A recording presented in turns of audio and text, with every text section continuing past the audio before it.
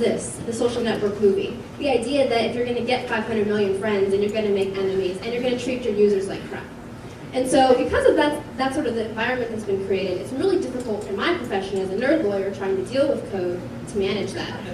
Now we come to hacking. And this is really one of my pet peeves, is that there's just some perceptions of hacking and hackers and code. And one is war games. And really, hacking isn't Matthew Broderick and Ali Sheedy in 1982 using a computer.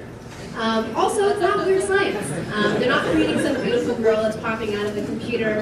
There's startups like 23andMe that do amazing things, but there's sort of just this fear around hacking and what hackers do. And so there's a sort of pop culture perception of the benign nature of hacking, and then there's actually what's happening out in the field. And then there's things like WikiLeaks, and this is when hacking actually comes into the mainstream. People start to talk about what it is. And that's where the conversation shifts, and we go from, oh, just kids playing games, to could be serious. Or, laws around code. Code isn't physical property. This decision came down last week. I'm shocked as a lawyer. I now have to go into court and try to argue someone stole something, but it's not really property. That just really threw out my whole law degree. So I'm kind of up shit creek, but trying to wade through it. And then there's things like Code Academy. We're teaching people how to code. We're teaching people how to get into this industry, or teaching people how to hack. But what are the ethics around coding? What are the ethics around hacking? And finally, we have the government stepping in. And the Federal Trade Commission in the consumer space is stepping in and trying to create rules and enforce rules for companies like Facebook and Google, or anyone who's using user data. And so code is really powerful, and obviously the federal government has seized the power of it. At the same time, there's actual real threats in how we're actually dealing with hackers who do malicious hacking. And it's very punitive. And so it's really scary that hackers don't have rights.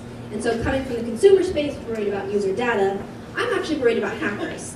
And sort of taking my favorite meme on the internet ever, I love Hillary Clinton, this is sort of the concern of the Department of State. It's, is this what's happening? Is this what hackers mean? And so we go from the pop culture conception of hacking to what it could really mean on a day-to-day basis. And when I talk about punitive measures for hacking, some high school students at Berkeley High hacked into the attendance system and basically got rid of attendance records for kids, and now they're all getting suspended or expelled. So is the government going to sort of take this precedent and apply it? And then we come to CISPA. Somebody mentioned SOPA earlier in the talks.